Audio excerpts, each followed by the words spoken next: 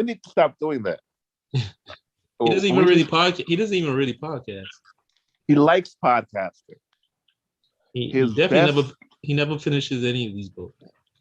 His best skill set that he has is his social media. I don't know what you want to call it, but that's his best skill set. But his favorite is podcasting. And which there's nothing wrong with that. But in life, we got to know when to focus on what's our best skill set and when to focus on our favorite skill set more. But the bottom line is, if you're putting out a book on podcasting, you need to have your YouTube channel up. There's just no way around certain things. Maybe I'm just too structured, but I know. No. The cool thing is, and I don't think, and you've tried to convey this to people a few times, is he already has a whole season of episodes recorded. You don't got to do nothing but just re-release what you already have recorded. Bam, chop it up, 5-minute clips, 2-minute clips, upload what's already done. Do some compilation ones. Here go the 4 best scenes from my 4 favorite episodes. You got and that's not the frustrating part, because he has everything. He literally has everything. He just needs to do it. But friends, don't let friends skip steps. That's a bar. And on that note, man, I wish we could Instagram live this at the same time. Yeah, can we do that? It might mess up the audio though.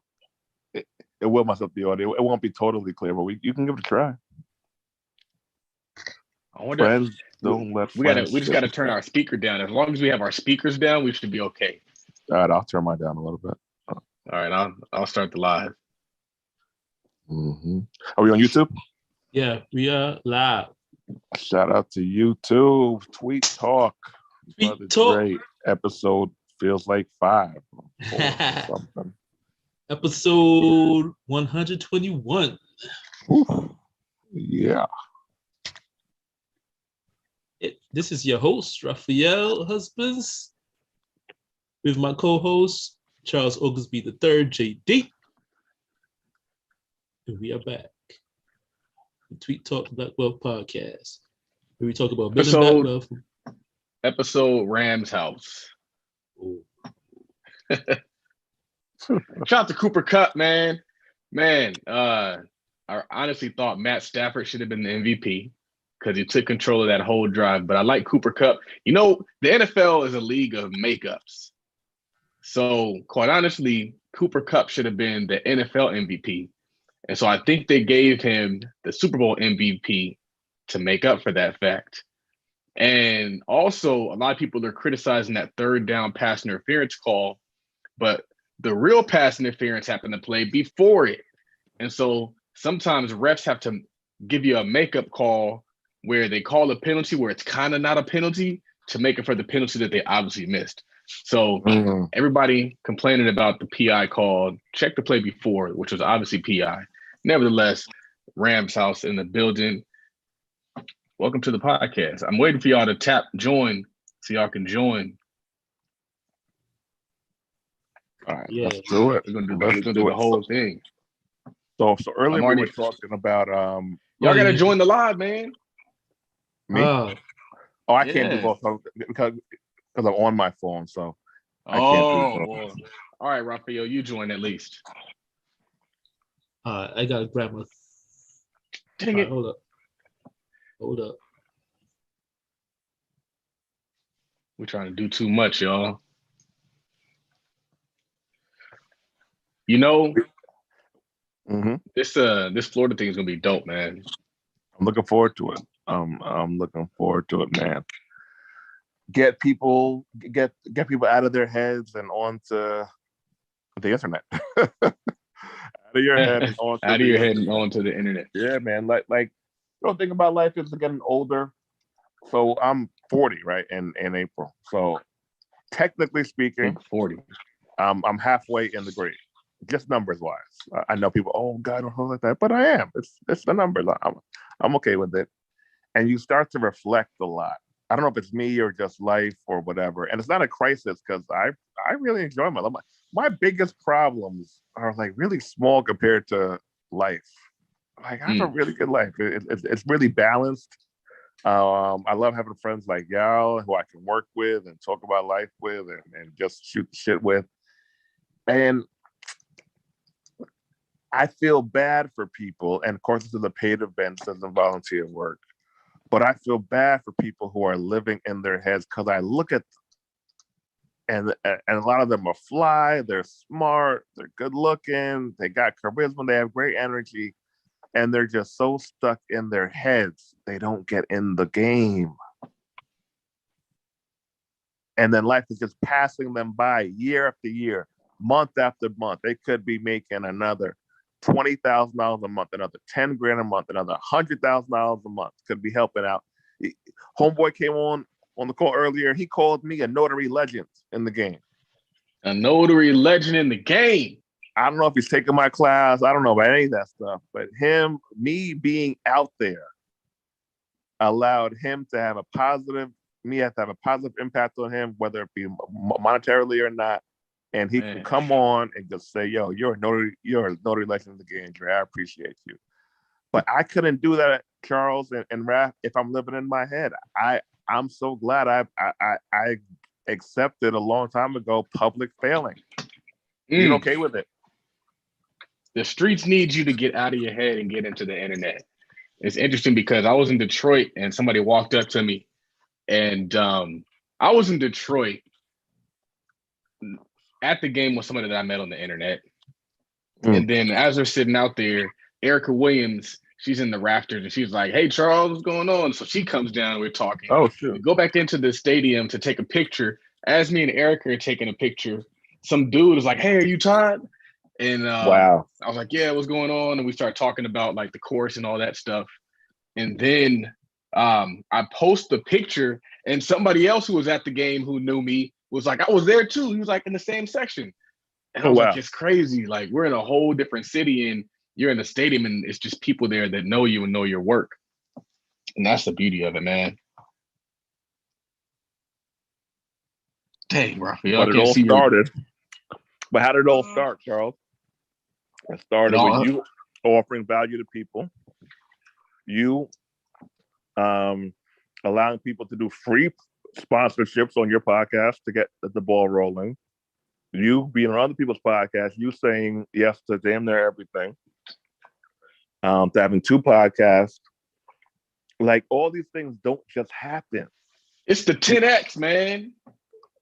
10X. And you know what's the scary thing is now that I don't have a job, there's really no limit to the things I can do. And so sometimes it's like I never know if I'm doing too much, not doing enough. It's like I never know. It's weird. But I love it. I love the game. I love the hustle.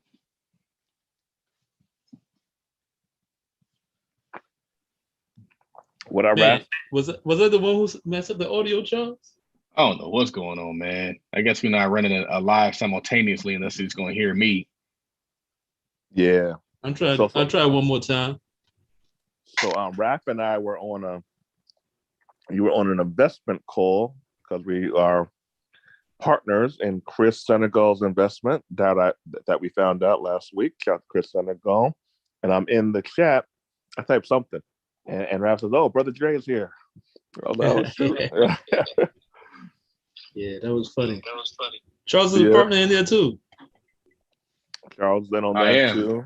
Yeah, man. I'm going to partner in the Dallas project as well, brother. Scotty? Yeah, with Scotty.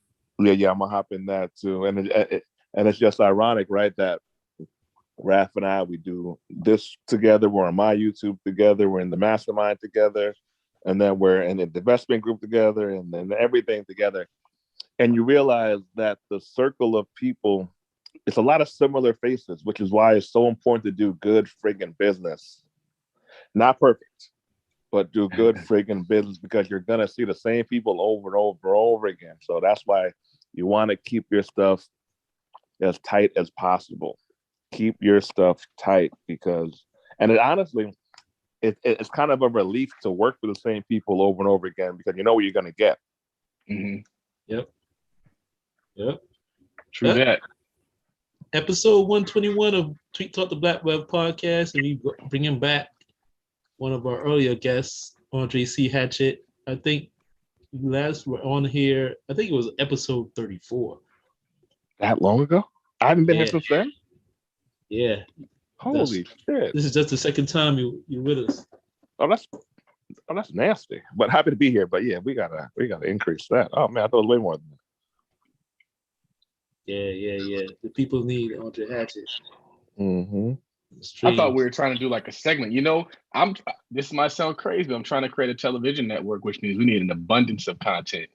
So people can have their own segment. We got you on. We talk about whatever your segment is, you know. Give me my segment. What's my segment, Charles? Let's do it. That's a good question, man. I don't even know, man. But Raph, you got a segment.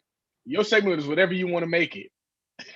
Huh, good question. Whatever you decide to make it, we're gonna collab. We're gonna make this thing pop, man. We already got you as the accountability coach, like, so you gotta come in and give us a little.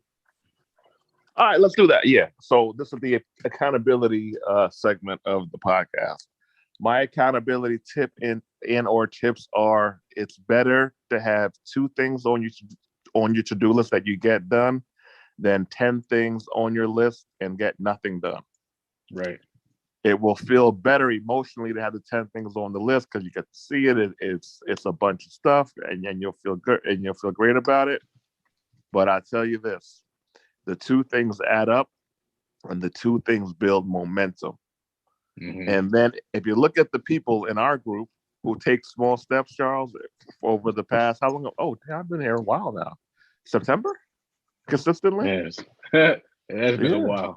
Yeah. It started out just popping in every now and then, and now he's here every week. Every week. And if you look at the people who took the small steps, the 1, 2, 3 things a week, every couple of weeks, and you look at where they're at now, they're a lot further than the people who might have the high, lofty ideas. I'm gonna get this done right now. So small steps win. And another part of accountability, I say it often, your favorite or your next income stream might not be your favorite, fam. Be okay with that. You could do the thing that you want to do later, but the thing that you might be best at might not be your favorite. Don't care. Just do it. If you are satisfying a client's needs and they're happy with you, I don't know how rich y'all are to be able to not focus on what's paying you. How rich are y'all? I'm not that rich yet. Raph, how you feel about that? I feel I'm definitely not nowhere near rich enough for that yet. And I like what you said, like focus on 2 things, so 2 things actually get done. Because you put too much stuff on your to-do list. So I'm gonna do this, and this. Your to-do list turns into a to-don't list because just overwhelming. Overwhelming. And it's easy to like half-ass a bunch of things. And so it's like the energy that you could put into accomplishing those 2, you'll put like 25% into 4 projects or 10% into 8 projects. And you think you're doing something, but you haven't completed anything. Yeah. And it weighs on your mental when you keep looking at that list. Like, I didn't get the 10 things done yesterday. I got another 10 things today. So then it turns into 20. It's like, have I ever told you about the $50 story? I don't think I did. So I was out with a woman. I was saying I was 31 or 30, somewhere around that 30, 31 range. I had left the full-time job working with kids at 27 or so. So I've been full-time entrepreneur, no job for about 4 years. So ups and downs. But here's where I really got my focus from and my ability to bypass what I want to do at the current moment. I wanted to sell real estate in New York City and in New York, Westchester County. Higher commissions, it's more fun, it's sexier, it's more of a title. So if I tell people I'm a successful realtor, that it has more name recognition. I can wear my fly suits like they do on A&E and all those shows. Like, I'm gonna be a bomb-ass realtor. So real estate is very hit or miss. And it's one of the industries where you can do everything right and still not make money, which is very frustrating, by the way. So here we have it. I'm dating this woman. I go, she's an attorney, so she has a salary, career, all that good stuff. You know, woman loves stability. Dig it. I had 4 real estate deals on the table at one time. 4. I got it done. All those deals died in the span of like 10 days. I had no money because I went back to college. I slacked off on my notary business. I'm going all in on real estate. These deals died. I have no money. My bills are being paid, but that's it. So we're out with her family. And I think a couple of other in-laws.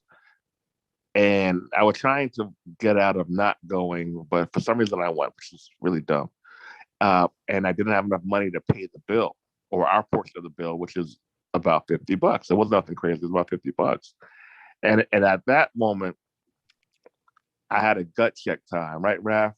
It was, am I gonna be the guy who's gonna go for what he wants to do, passion over everything, and accept what comes with it, or am I gonna get back into my nice, steady business? Probably won't get me rich, but nice, steady, consistent notary business, and take it from there.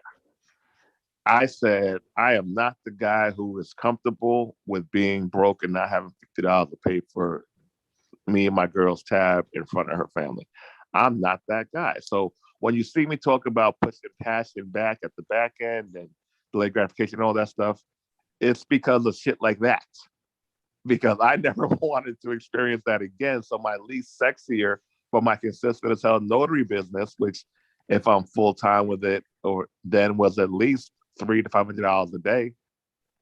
If I'm full time with it, at least that on a day. So I went backwards, which I thought at the time was going backwards, and I had to fight the minute. Am I giving up on being a realtor? And I realized, one, I didn't really like being a realtor like that. I was trying to fight through it, which is what you got to do sometimes. But here, look at us now. I didn't know that I'd be teaching it in 2015. That was 2011, 2012. 2015 started teaching it, and then blew the F up. So it's crazy how life works. So that whole thing, me going backwards, air quotes, it paid off because now I'm able to make money from notary without and having more of an impact without having to stamp a lot of documents anymore. So that's a spiel. That's my $50 story. What's crazy, and I think that the difference between successful people and unsuccessful people is the willingness to do things that suck. Yeah. I think that's what it is. Yeah. I really think that's what it is. Like, exercise is not fun. It sucks. But the opposite, on the other side of exercise, is great. Dieting is not fun. On the other end of dieting is great. Yeah. And so I'm just noticing a pattern because I see people who aren't winning and they're never willing to do something that's inconvenient. They're never willing to do something that's not their ideal model of a life. And a lot of people don't realize, like, you get the model life by doing things that aren't ideal. Everybody doesn't want to be seen struggling. They don't want to be seen doing things that aren't sexy or aren't glamorous. And they don't realize, like, those are the things that the people that you see winning the Super Bowl, getting these championships, they're doing those things.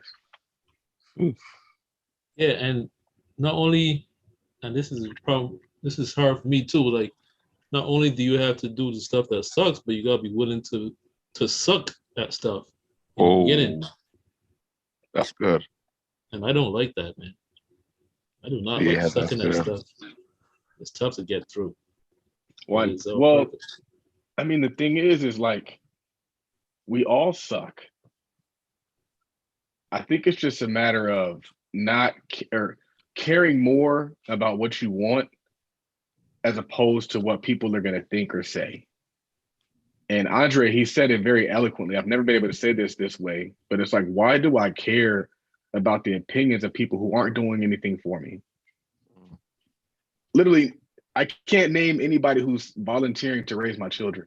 And I think that's when it really gets in perspective, because people might kind of help you if you're like, hey, man, I need some help with whatever, but ain't nobody raising your kids for you.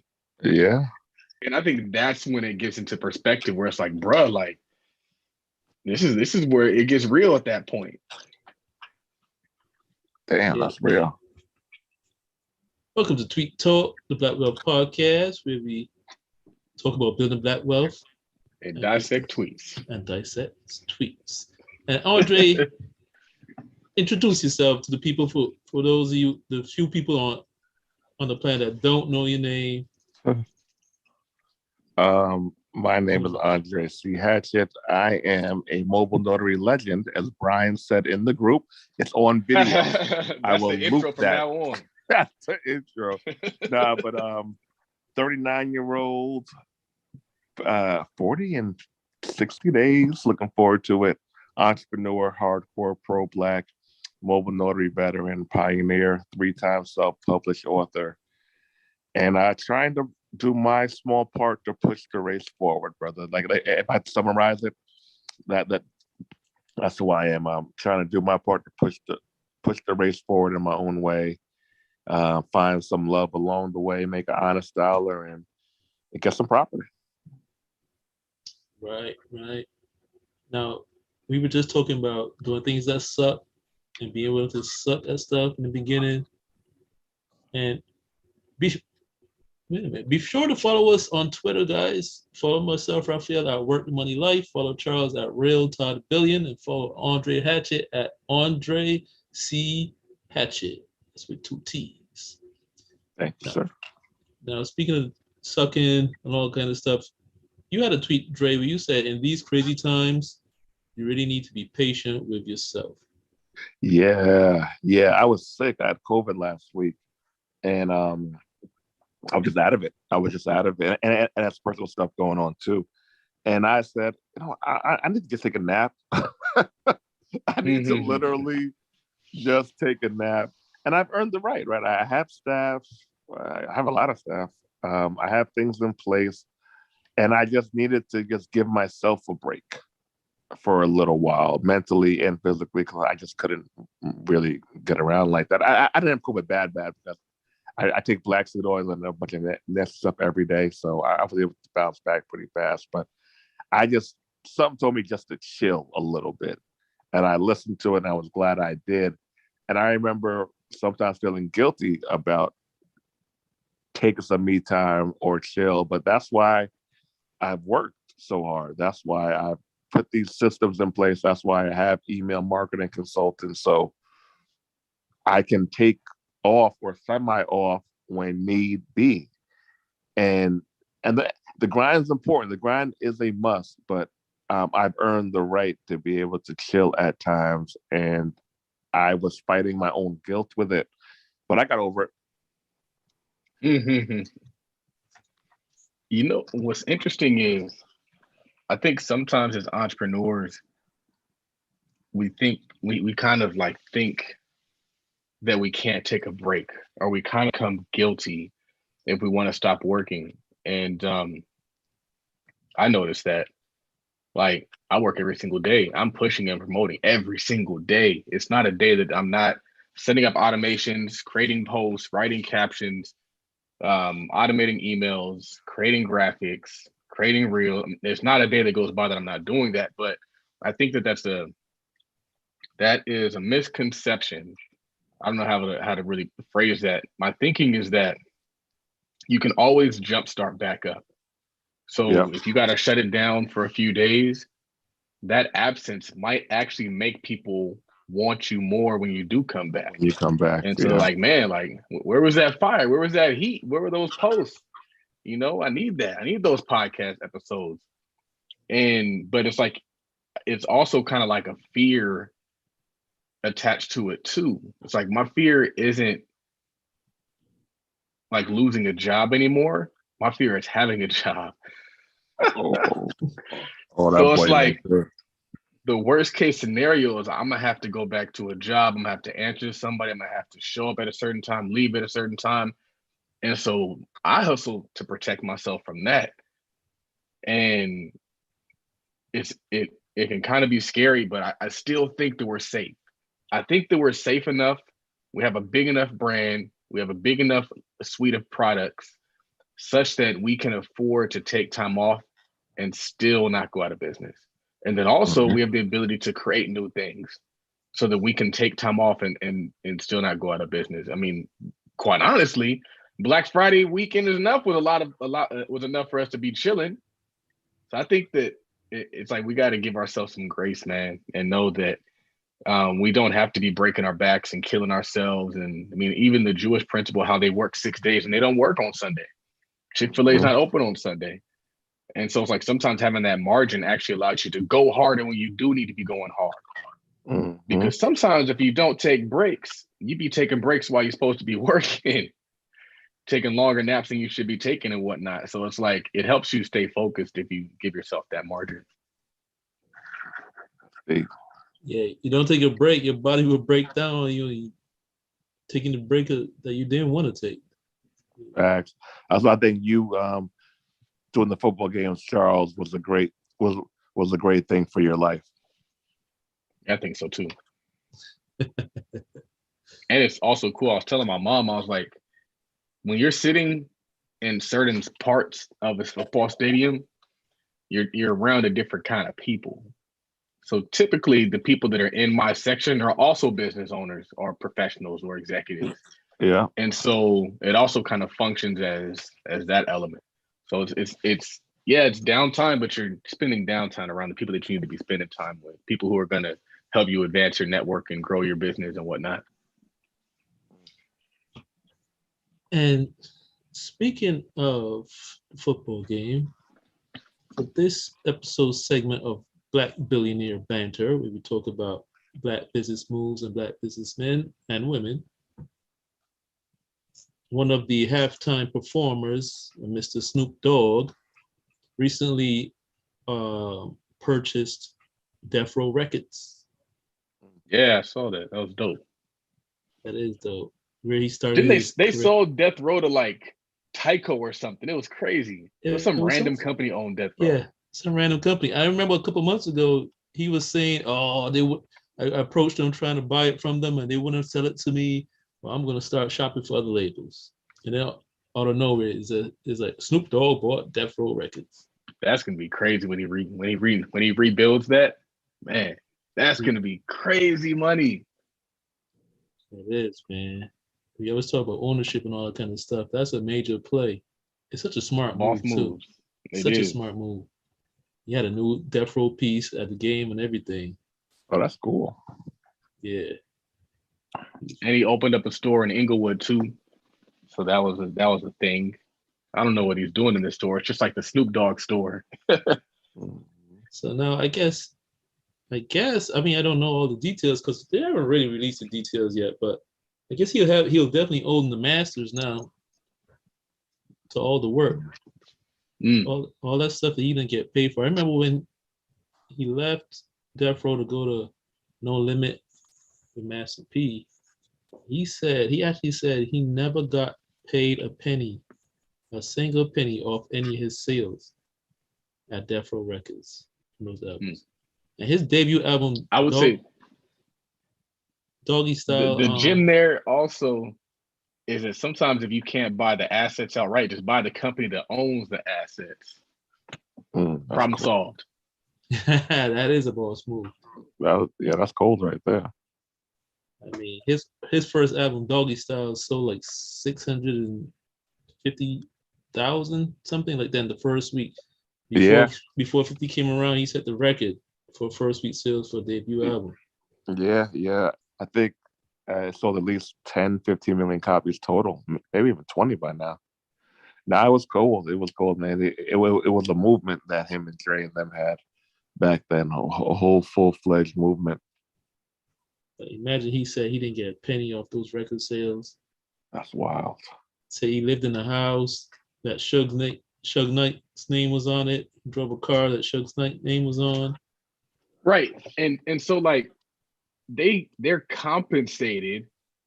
It's just not compensated the way that they would expect to be compensated, because we should really break down a record deal one of these days. Because I've seen something where they said like a record deal is basically like a loan. Yeah. And so they give you this money up front and they're like, hey, here's $1 million. Or hey, here's a car, here's a house. And they say a part of this deal is we get the money from the record sales and you don't know how successful it's going to be, you're just like, hey, I'm some dude from the hood and they just gave me $1 million. And then you create this amazing piece of work and you don't realize that you don't have any rights to it, but you did get compensated. And so I think it's important for us to be transparent in what we're saying, because it can kind of create a false idea of what's going on. And it can make it seem like, oh, they were taken advantage of and whatever people want to kind of pull out of that. But it's important for us to understand the business behind it for a few reasons, so that we can understand that maybe he didn't get taken advantage of. Maybe it was just business. And also so people getting into it could say, maybe I don't want to sign a record deal. Maybe it's not all what they crack it up to be, because in these days, you can make more money and have a bigger brand being independent than you can sign into these labels. You're gonna have more power, more control over your narrative, and people will still rock with you because you got access to, you can distribute it through these streaming platforms just like anybody else.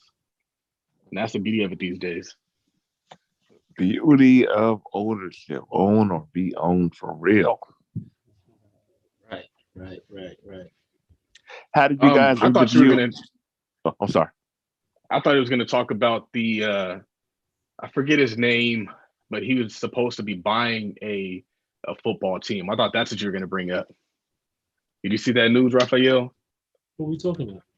No. I saw they said Robert Smith was gonna buy the Broncos, but then they also said the dude who owns the Weather Channel, I forget it, Byron Allen, was gonna buy the Broncos. I did hear that. I did hear both of those things, but I didn't really get the full thing on them. Forgot about those two stories. Yeah, not a big fan of Byron Allen. Me either. I'm not either. Why aren't you a fan of Byron Allen? It's simple. Couple things. But here's the main thing. He lets us act like he is doing things for the benefit of Black people as a whole. First thing first, it's always strange when people are so activist, and they're married to a white person. The whitest of white people too. Not even just like kind of white. She's white. But beyond that, it's like, how come you only speak up for Black people when it benefits you financially? That's the only time he's ever spoke up for Black folks. Yeah. Only time. Can't argue that. Other than that, he's made some big moves. Yeah, it's unfortunate. I know we had the whole lawsuit they took us to the Supreme Court, and they were trying to rally people around it. Apparently, I don't think the lawsuit was granted. I don't know how that happened, but he was still able to, I think, buy the company. But care about him or not, that's the kind of business moves I'm trying to make, because it's a different world out there, you guys. There's a world where you can do whatever you want by putting together the play. Mm-hmm. He buys all these companies not because he's rich. He buys all these companies because he puts together the play. What is the play? Identifying something and then starting to package up the financing to make it happen. He didn't save up a down payment. He didn't do any of that stuff. He went to people who specifically invest in these type of projects, family offices, private equity companies, venture capitalist companies, hedge funds, and you start packaging up what they call the capital stack. And then you go and you acquire this. And that's next level stuff. You can buy anything you want. Apartment complexes, massive companies. That's what Reginald Williams did. RIP Reginald Williams. Lewis. Reginald Lewis, my bad. But like, it's next level wealth stuff. That's the stuff I'm trying to get to, where you don't gotta be that dude. You just gotta be educated. Yeah. You gotta know what you're looking at, and you gotta know how to package up in a way that it makes sense and it gives your investors a return on their investment. So next level. I notarized documents for his daughter. Really, Byron Allen? No, or Reginald Lewis. Reginald Lewis, and I was because she's a local. I was she's in New York. Yeah, I was in their condo co-op, and I saw the pictures of him, and I was like, "Is that your dad?" She's like, "You know who he is?" I was like, "Yeah, I've read articles about him, blogs about him. Yeah, I know who he is."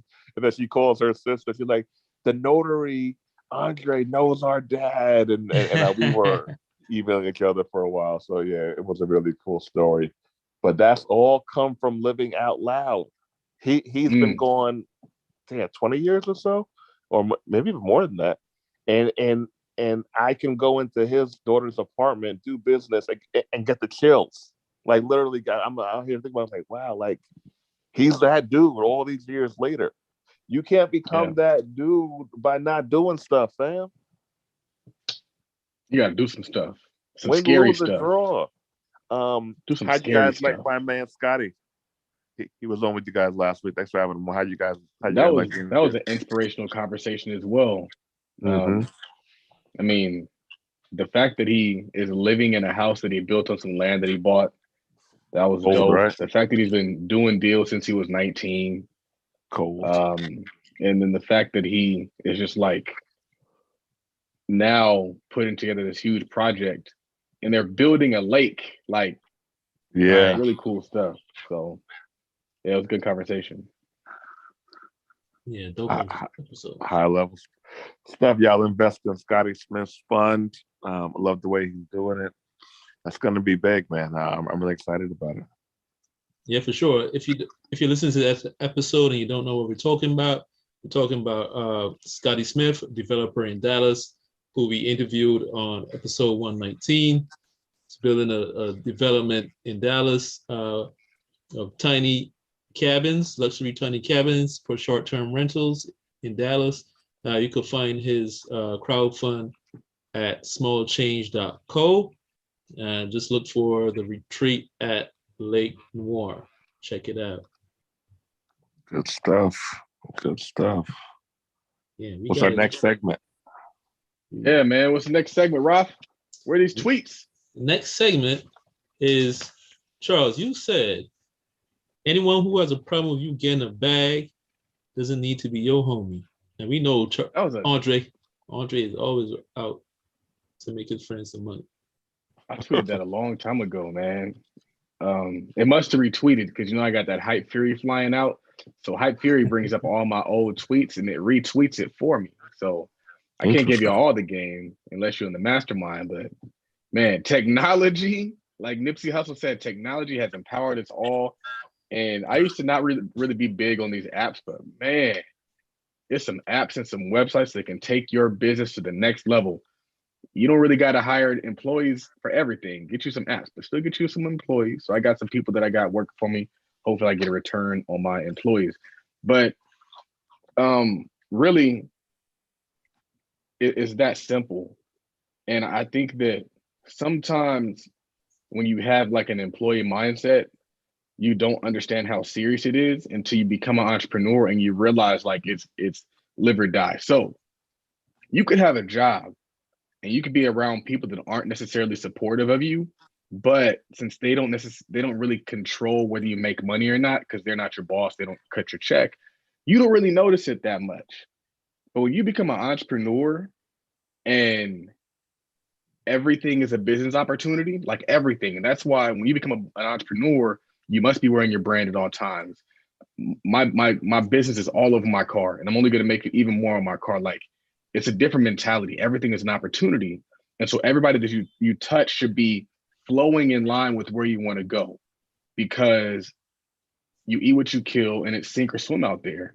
And so I can't have any negative energy. I can't have anything detracting me from my goals, because it becomes way more serious when it's up to you. And so you got to be ruthless. You got to be serious. And if they have a problem with you making money, they got to go. And sometimes if they express that different ways, maybe you come to them and you say, hey, help me out with this. And they're like, nah, I got other stuff going on, or whatever that might be. However it expresses itself is there, and you owe it to yourself to cut it off and get around people who want to see you make money, because they exist. They truly exist. And you might have to join some mastermind. You might have to spend some money to get around those people. But I would recommend that when you become an entrepreneur and you're in that space, you're thinking about even leaving the job and being an entrepreneur, because you have to operate as an entrepreneur, whether you have the job or not. If you have a business, you still have to be thinking and moving as an entrepreneur. So therefore, you got to get away from those folks, man. No negative energy allowed. What you say, Dre? Yo, it's real. It's real. I believe that we oftentimes don't get our wants, we get our needs. So you literally, especially in this day and age, you literally have to need to get married and stay married. It can't just be a want. There's people everywhere. They're hitting on you every day, or your partner every day. There's temptation like a mug. You might think, oh, well, I can go get something better, and you realize, oh, like it's not better. Like it has to be a need, and same thing for business. So if someone's distracting you, or someone isn't in line with that, it's tough, right? Because they might be a really good person, but man, you are distracting me. I'm giving you the layup. I'm giving you the plans. This is how we got to move. Are you gonna get involved, or are you gonna be a distraction? And it's a tough conversation because the person might offer a bunch of other stuff, but if they don't offer, if they're not helping you advance to the next level of your life, some really good people have to go. And I'm a believer in this, that even good people might have like a negative side to them, or a small thickness side to them. They might not have to go completely. You might have to just talk to them less. They might be the once every 2 months person who you hit up, or once a quarter person. But yeah, I totally see in life why people don't get married or stay married, and why people live very average lives financially. It is hard. It is disgustingly hard. And you have to be on it so much. So yeah, man. Whew. If you ain't down with the plan, unfortunately, you can't come along for the ride, because I can't risk it, Sam. It's me. That's who I am. Some more. Man, gotta get down. Now, Charles, you said you can't have a thriving Black economy if everyone is in the same lane.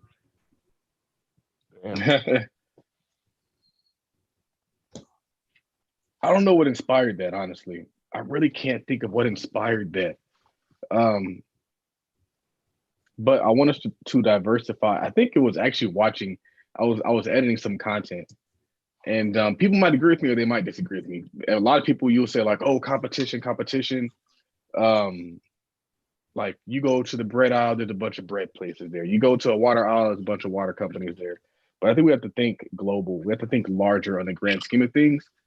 And we have to, like, when you go to Black Wall Street, they had a bunch of different businesses. It wasn't just one business. And I think that's important because it gives everybody a role and a function. And so if everybody has a role and a function, everybody's being productive.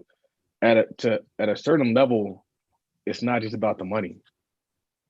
And I think that we put money on a pedestal a little bit too much. Yeah, when I agree. We really need to, like, if you have a thriving economy, money doesn't really exist. It's all trading at that point. Mm-hmm. It's all bartering and exchanging. And that allows you to invent money.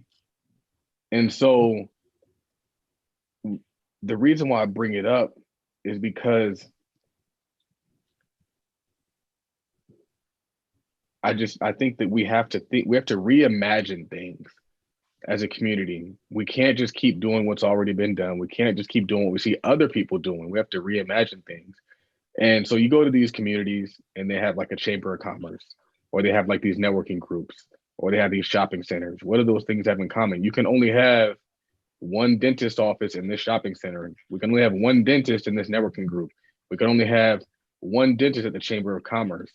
They have to have it spread out because they don't want to have competition. They want to have it diversified, and they want to make sure that people are maximizing their experience there. So if you go to some networking groups and you're like, well, I'm a lawyer. Well, what kind of law do you practice? I practice PI. Oh, we already got a PI dude here. And like, that's how, as a community, we should operate, because then everybody gets a chance. And then if you are somebody who's like, you know what, I really want to start a candle business. It's like, no, fam, we already got a candle business. Think of something different. Create something. Maybe you can sell the wicks of the candle. Maybe you can sell the wax of the candle. Maybe you can sell the glass jar of the candle. Maybe you can sell the fragrance. Maybe you can not even sell candles. Go sell some incense. We're only going to become wealthy as we create it. But if we're copying and we're duplicating and we're just doing what other people have been doing, we're going to destroy everything because we exhaust opportunities sometimes. And so we see somebody getting money doing X and everybody runs to do X. And we see somebody getting money doing Y, everybody runs to do Y. And I want us to have more. I want us to have a healthy, thriving community, not just folks chasing the bag so they can go buy some Louis. Because we're not going to get any better if that's all we're doing. We're going to continue to do what we're doing. Let's reimagine how we can build this community and then go execute on it. But it's going to take discipline because you tell somebody, hey, don't start that. And it's like, well, this is my passion. This is what I want to do. I've always wanted to do this. I understand that, but it's not about you. It's about us. Stop thinking about you all the time and start thinking about us. We got a lot of people focused on them. A lot of people in your family focus on their individual self instead of focus on us. And if we all focus on us, we can't lose. It's the individual stuff that messes us up. Oof. Oh boy, that good. Yeah, because yeah, when you talk about like, if you think about it like a literal neighborhood, and everybody has their own individual business, you can't function if you don't have the stuff you need in there. If everybody's doing the same thing, the neighborhood can't function. And then you got to go outside your neighborhood to get stuff. The wealth is built by recirculating the dollar. I mean, people talk about this all the time. But as you was talking about it just now, it made me think like circulating the dollar is what builds the wealth in the neighborhood. And it's like literally the same dollar going around in a circle. So it's like you don't really need, it isn't so much about money, like you said, it's almost like bartering. Even if you're paying with the same dollar, but you're all getting richer off the same dollar, which don't make sense, but you don't have that much time to go into it. But then you were talking, it popped in my head. It's like when we're all doing something different that we all need and circling the dollar within ourselves, we actually will need less money to build more wealth. Actually, you don't need as much money because it's circulating. But when you can't circulate it, you gotta go outside and pay other people for stuff you need. You gotta go outside your neighborhood to get food, water, medicine, all the necessities. So like you said, let's think different. And Dre, you said if you need to make more money, start a needs-based business. Do that until you figure out what's next. Yeah, I forgot about that. Shout out to Twitter for keeping an archive of everything. Yeah, so a lot of people need to make more money. Their words, not mine. And they're looking about and they're looking at what they want to do.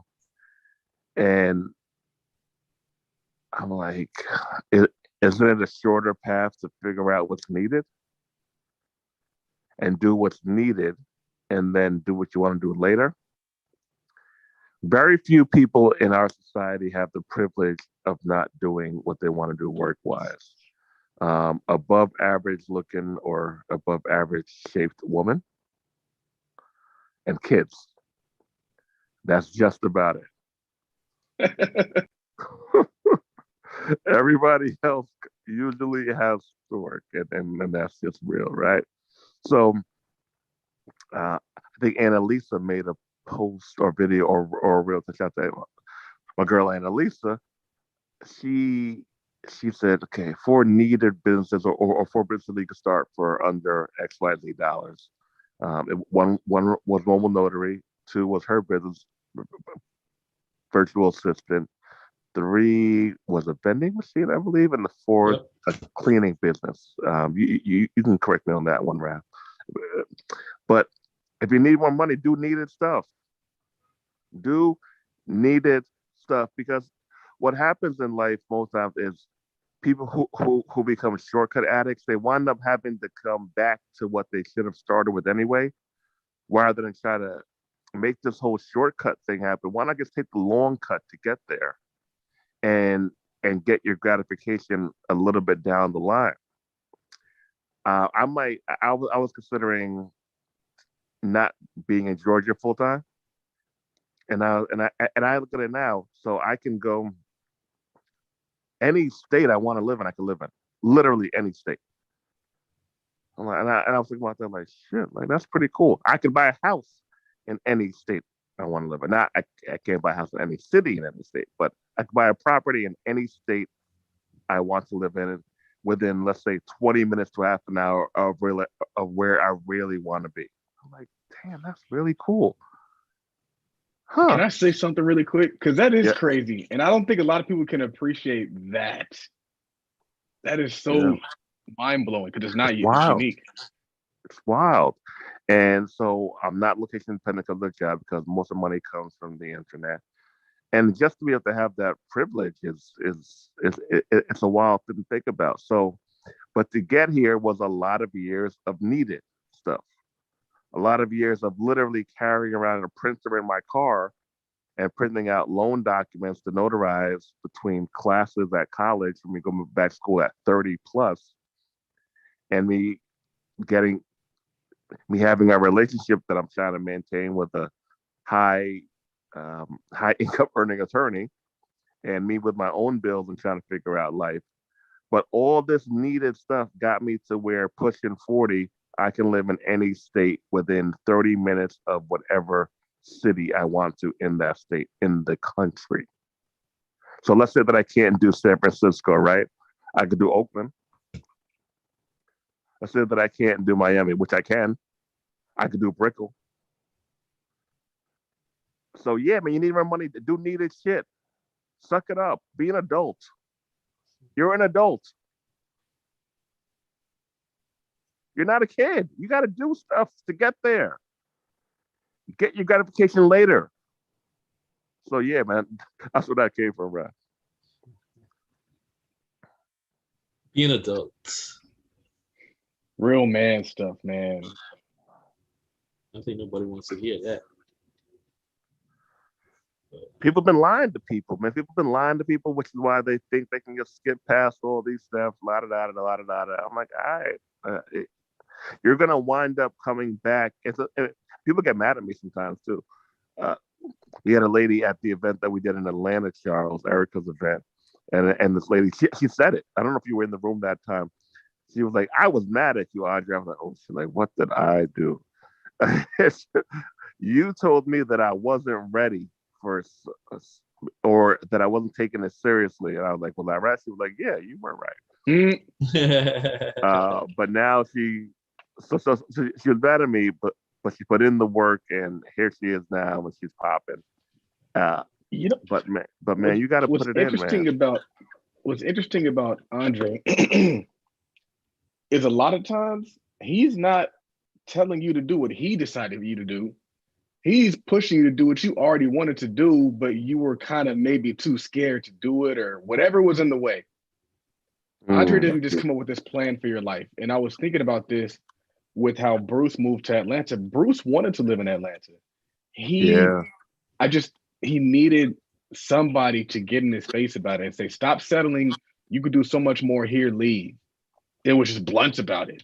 Even Henry, the stuff that Henry wants to do, it's like maybe he just needs that push. He has the ability, he has a skill set, you see it in him, it's already in him, and he wants to do it. It's just like sometimes we can't do it. And that's not a character flaw.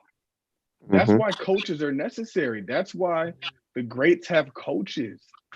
Because you can be as talented, as skilled as you want to be. You need somebody to get into your face and tell you to do what you committed to do. Yeah. It works. It works. So come to Miami, y'all. Y'all need to be in Miami. Be in the spot. Be in Miami. Be in Miami. What's your it's actually a tactic that I use, Charles and Raph. It's not to get people to do what I want them to do. It's for them to let them hear themselves talk. See what they're said and help them get the fat out and come up with a plan to execute to get there the most direct way and simplest way possible. And that is why I am a great coach. There you go. He's not even charging y'all as much as he could be charging y'all. Not even close. Don't start, Charles. Don't start. What's the now you brought it up, Charles. Tell the people about the We're putting on the biggest, best ever mastermind, most flies event, most swag events. We're breaking the cigars out. We're breaking the boat out. We're breaking the DJ out. We're breaking the private chef out. Everything you could ever want or need. It's going to be there. And you're going to have the biggest and the best, brightest minds in the building, dropping gems and adding value and pushing you to get to your greatness. You're not leaving this place unless you've created something. This ain't just a place to come get information. It's the place to come learn and execute. So we're going to spend a day learning and we're going to spend a day executing. And you'll have made your money back before you leave. So whatever that looks like, it's just going to be a powerful experience, a very high-end luxury experience. Somebody was like, man, Charles, your life is a vibe. This event is going to be a vibe. This event's going to be a vibe. We're doing all fly stuff just without alcohol on my part. Y'all could drink, but I'm going to just be, sipping my Red Bull. But seriously, though, we got Annalise to come. Of course, we got Andre out there. We're going to have me out there. We got Michelle Welch coming. She's going to light a fire under you.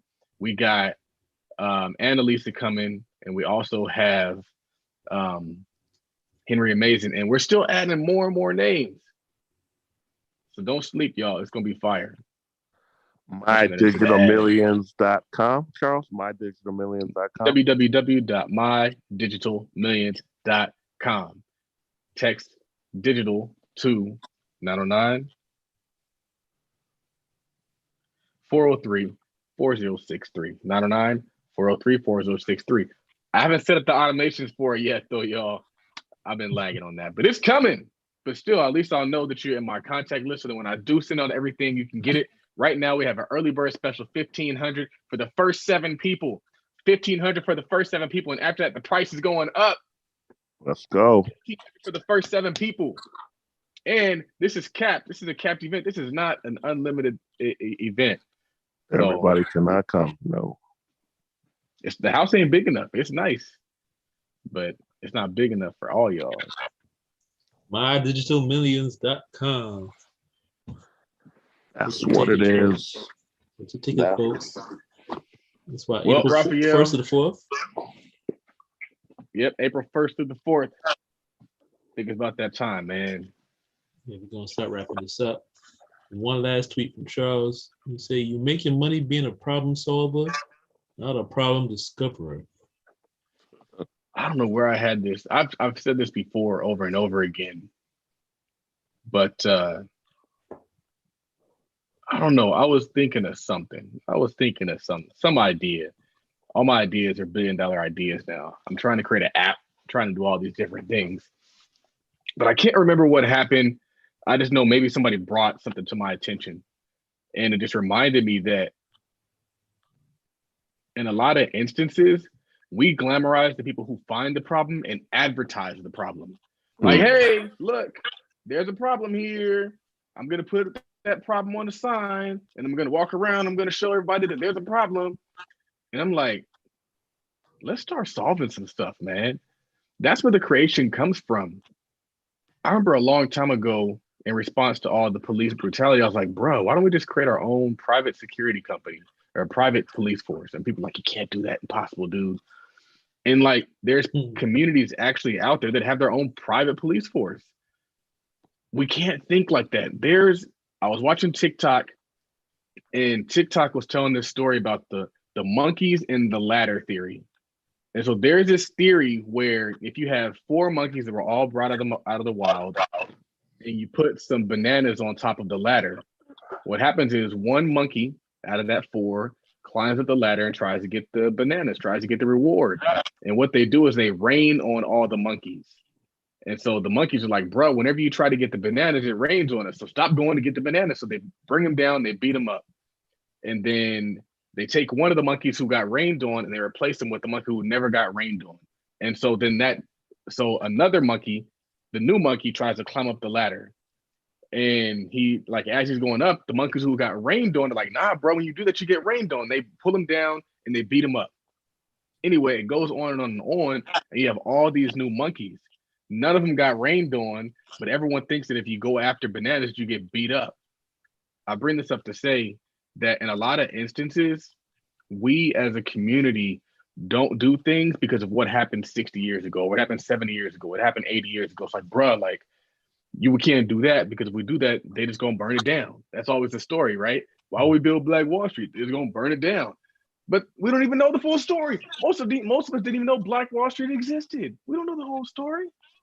And so we psychologically don't build, don't create, don't do because it's something that didn't even happen to us. So we gotta start focusing on solving our issues because that's where the wealth goes. That's where the wealth is at. The wealth comes to we talk about this all the time. The wealth goes to the creator, not to the complainer, not to the person who points it out. We out here winning because we created something. Whether it's a podcast, whether it's a YouTube channel, whether it's social media, whether it's a course, whether it's a blog, what are you creating to help? And when you create, you win. And that's not just something I made up. It's something I showed you. And it's something Andre showed you. And it's something Raphael is showing you. When you create and when you help close that gap, instead of begging somebody else to close that gap, instead of pointing at the gap, don't point at the gap. Create something to fill that gap and you will be rewarded. And your people will be rewarded as well. Because just like I won, everybody else won who participated. And I only won because they won. So therefore, if you want the wealth, if you want all these things that you think that they're going to give you, if you keep pointing out the problem, just go fill the gap, y'all. Just go fill the gap. Yeah, man, that's pressure right there, boy. Oof. Yeah, I don't think I can say that was cool. Take imperfect action. You're gonna die, fam. Like we're just gonna go. We are here talking about people who passed on like they're still here because they did stuff. If you're not necessarily money motivated, are you legacy motivated? Are you having your name live on motivated? Are you having people meet your daughters and thanking you, even though you aren't even here anymore? Like, you got to do something to be great. And don't be one of those people who are stuck on the sidelines, who are always thinking about what if. You're shortchanging yourself and you don't know how much longer you got. So let's put out some effort to do 1 to 2 things that will help us have a better quality of life. That's it. 1 or 2 things this week, and we'll figure out the next thing next week.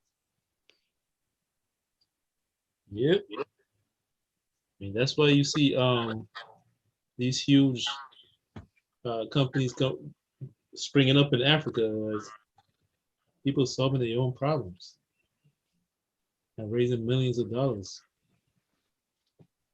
While people in America are like, say, we don't get the capital funds.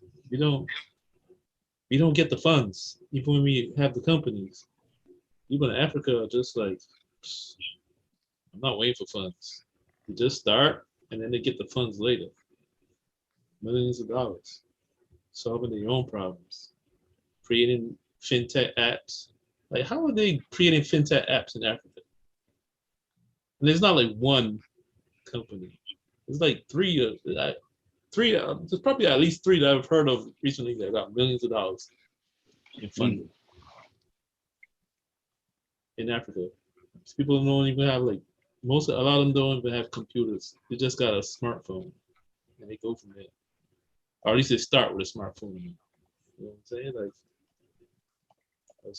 they saw a need for payment processing and cutting up corruption, and they just did it. They go for their own needs. That's why you see people. Some kid grew up in a village, and he got a bicycle. He creates some kind of solar power or some kind of generator because it was a need for electricity in their village or something like that. So, like Dre said earlier before, fill a need, make some money, create a legacy, all that. We're gonna wrap it up. Episode 121 of Tweet Talk About Wealth podcast. Your hosts, Raphael and Charles. Guest Andre Hatchett, brother of the show. Whoop, whoop. We are out. Peace. Tweet talk.